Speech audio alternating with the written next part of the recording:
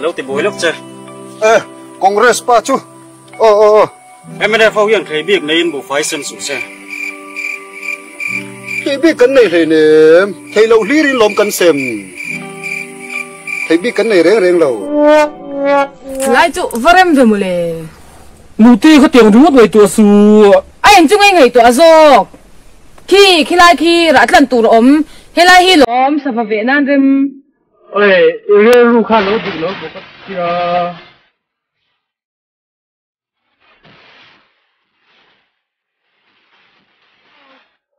Nghe sao khát lấy chuột phê rồi. Cái mặt thèm pa ta. Nang mà chặt pa mình chỉ ra xem. Mình chỉ mình chỉ ra xem. Tính này với thế. anh ấy rất là chuyên chú nuôi rồi chú cái chú ở đây là phô này chú nuôi rồi thì hắn không mày chú ở ông ạ chú mình nuôi cái gì rồi thì anh thấy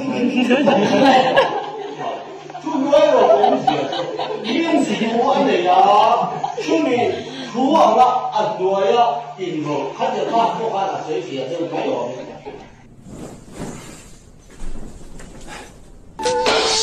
bình yên cho khi mỗi ngày. Ê, sòng bạc hạt tết chân về đi đó, riêng đi chùa con đi đâu, sao, chuẩn đi đi sao, ít phụ mãi đâu riêng đi chùa, chuẩn đi ăn về mong về. Mà xe, lúc ngay sủa, cái chuyện nun, a start tệ mấy trên này à, tao thắc mắc.